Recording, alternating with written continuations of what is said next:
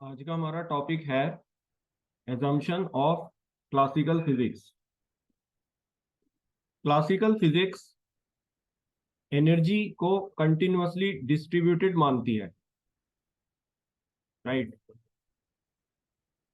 तो मान लीजिए यह एक बॉडी है जिसका मास m है।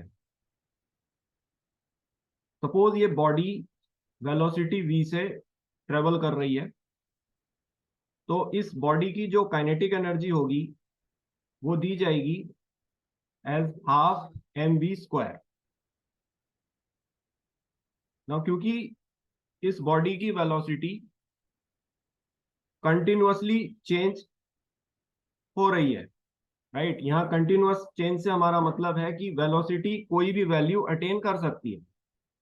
वो जरूरी नहीं कि 5 मीटर पर सेकंड के बाद सीधा 6 मीटर पर सेकंड हो। वो 5.1 मीटर पर सेकंड, 5.2 मीटर पर सेकंड, 5.25 मीटर पर सेकंड कुछ भी हो सकती है, राइट। तो इसीलिए इस बॉडी की जो काइनेटिक एनर्जी होगी वो भी कंटिन्यूअस होगी। तो बॉडी जो है एक काइनेटिक एनर्जी जो अटेन करेगी वो कोई भी वैल्यू रख सकती है। Kinetic energy can attain any value depending on the velocity of the body which is continuous. So kinetic energy is also continuous. इसी तरह से मान लीजिए ये बॉडी यदि रेस्ट पर है और इस बॉडी का मास m है, तो यदि हम इस बॉडी को एनर्जी में कन्वर्ट करते हैं तो आइंस्टीन मास एनर्जी रिलेशनशिप से जो एनर्जी हमें मिलेगी वो मिलेगी E is equal to mc², right. Now क्योंकि इस बॉडी का मास कंटिन्यूअस है, राइट, यानी कि mass can take any value. वो जरूरी नहीं है कि अगर वो 5 ग्राम है तो उसके बाद केवल 6 ग्राम ही हो सकता है।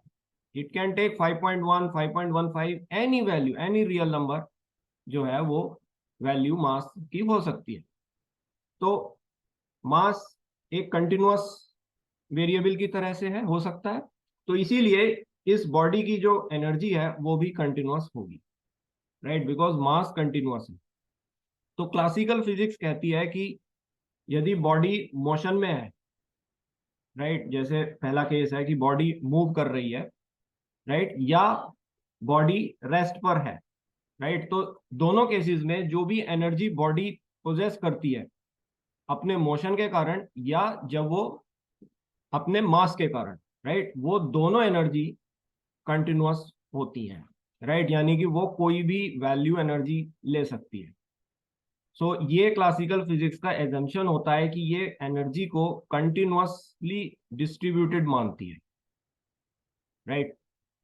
So energy is continuous when a body is in motion, the body has a continuous energy, or when a body is at rest, so due to its mass also, which can be a continuous variable, the energy is continuous. इसी तरह से ये तीसरा case है कि मान लीजिए ये एक बॉडी है जो कि एक मिनिमम वेवलेंथ के इलेक्ट्रोमैग्नेटिक रेडिएशन से लेकर एक मैक्सिमम वेवलेंथ के इलेक्ट्रोमैग्नेटिक रेडिएशन तक ऑल पॉसिबल वेवलेंथ्स के इलेक्ट्रोमैग्नेटिक रेडिएशंस को एमिट कर रही है। तो इस मिनिमम वेवलेंथ के इलेक्ट्रोमैग्नेटिक रेडिएशन की जो एनर्जी होगी वो मैक्सिमम होगी and it is given by Sc/λ minimum. और इस मैक्सिमम वेवलेंथ के इलेक्ट्रोमैग्नेटिक रेडिएशन की जो एनर्जी होगी वो मिनिमम होगी and it is given by Sc/λ maximum.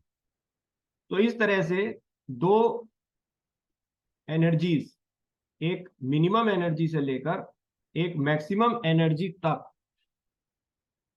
जो एनर्जी इन इलेक्ट्रोमैग्नेटिक रेडिएशंस की हो सकती है वो ऑल पॉसिबल वैल्यूज एनर्जीज की इलेक्ट्रोमैग्नेटिक रेडिएशन ले सकता है, राइट।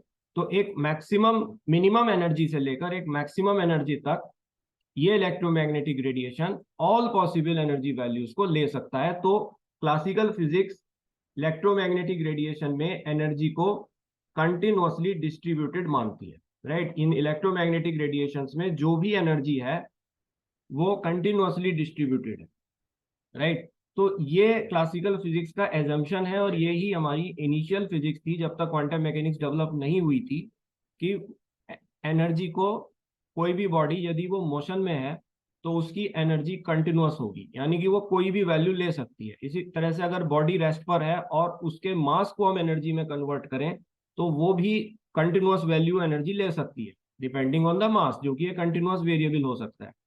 तीसरी चीज वो ये कहती है क्लासिकल फिजिक्स की, जो भी एनर्जी कोई बॉडी इलेक्ट्रोमैग्नेटिक रेडिएशन के फॉर्म में एमिट कर रही है, वो एनर्जी इलेक्ट्रोमैग्नेटिक रेडिएशन में कंटिन्यूअसली डिस्ट्रीब्यूटेड होगी, यानी कि वो कोई भी वैल्यू एनर्जी ले सकती है।